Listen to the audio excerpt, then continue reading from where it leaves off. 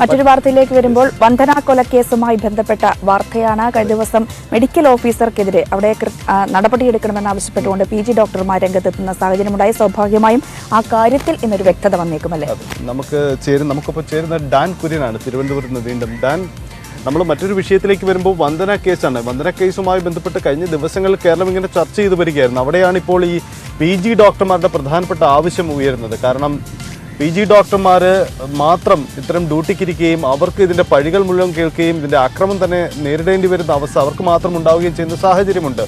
എന്തായാലും PG ഡോക്ടർമാരുടെ ആവശ്യത്തിന്മേൽ സർക്കാർ ഒരു അന്വേഷണം പ്രഖ്യാപിച്ചേക്കുമെന്ന് കേൾക്കുന്നു. ഇന്ന് അന്വേഷണം പ്രഖ്യാപിക്കുമോ? എന്ത് നീക്കമായിരിക്കും ഇന്ന് ഉണ്ടാവുക? ഡാൻ, സജിത്ത്, ഇതുമായി ബന്ധപ്പെട്ട് കഴിഞ്ഞ ഏതാനും ദിവസങ്ങളായി ഈ ജൂനിയർ ഡോക്ടർമാർ, അതായത് മെഡിക്കൽ വിദ്യാർത്ഥികളടക്കം ഹൗസ് സർജന്മാരടക്കം കൃത്യമായി മുമ്പോട്ട് വെക്കുന്ന ഒരു ആശങ്കയുണ്ടായിരുന്നു. അവർ മാധ്യമങ്ങളിലൂടെ അത് പരസ്യമാക്കുകയും ചെയ്തിരുന്നു. അതായത് ഈ അവർ ഡ്യൂട്ടിയിലുള്ള സമയത്ത് മറ്റ് മെഡിക്കൽ സൂപ്രണ്ടിൻ്റെയോ സീനിയർ ഡോക്ടർമാരുടെയോ സേവനം പല സ്ഥലങ്ങളിലും ഇല്ലാതാകുന്നത് അവരുടെ ജോലി സമ്മർദ്ദത്തിലേക്ക് എത്തിക്കുകയും ഒപ്പം തന്നെ ജോലിയിൽ അമിതഭാരം ഉണ്ടാകുകയും അത്തരത്തിലുള്ള അത്തരം അക്രമ സംഭവങ്ങൾ ഉണ്ടാകുമ്പോൾ ഏത് രീതിയിൽ അത് കൈകാര്യം ചെയ്യണമെന്നതടക്കമുള്ള കാര്യങ്ങളിൽ ഒരു അവ്യക്തത ഉണ്ടാകുന്ന അല്ലെങ്കിൽ ഒരു ആശങ്ക നിലനിൽക്കുന്ന സാഹചര്യം കുറേ അധിക നാളുകളായി നിലനിൽക്കുകയാണ്.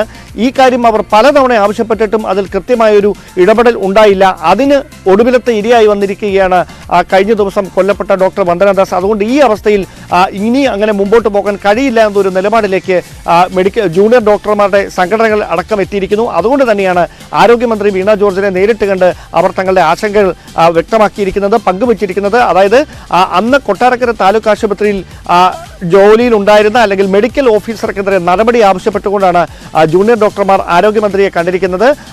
ഈ സന്ദീപിനെ, അതായത് അധ്യാപകൻ കൂടിയായ സന്ദീപിനെ വൈദ്യപരിശോധനയ്ക്കായി ആശുപത്രിയിൽ എത്തിക്കുന്ന സമയത്ത് ഹൗസ് സർജനായ ഡോക്ടർ വന്ദനദാസ് മാത്രമാണ് അവിടെ ഉണ്ടായിരുന്നത്. ശരിക്കും അവിടെ മെഡിക്കൽ ഓഫീസറുടെ സാന്നിധ്യത്തിൽ വേണമായിരുന്നു ഈ പരിശോധനകൾ നടത്താൻ. പക്ഷേ അത്തരത്തിലുള്ള നടപടിക്രമങ്ങളൊന്നും പൂർത്തിയായില്ല. അതുമായി ബന്ധപ്പെട്ട യാതൊരു നടപടികളും അവിടെ ഉണ്ടായുമില്ല.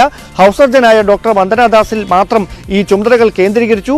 അതുകൊണ്ട് തന്നെ ആ സാഹചര്യം നേരിടുന്നതിൽ വന്ദനദാസിന് പൂർണ്ണമായി, അല്ലെങ്കിൽ ആ ഒരു സാഹചര്യത്തെ പൂർണ്ണമായി അങ്ങ് നേരിടാൻ കഴിഞ്ഞുമില്ല. അത് ജീവൻ നഷ്ടമാകുന്ന ഒരു സാഹചര്യത്തിലേക്ക് നയിച്ചു. അതുകൊണ്ട് ഇനിയും ഇത്തരം അക്രമ സംഭവങ്ങൾ ഉണ്ടാകാതിരിക്കാൻ അടിയന്തരമായ നടപടി ആരോഗ്യവകുപ്പിന്റെ ഭാഗത്ത് നിന്ന് ഉണ്ടാകണം.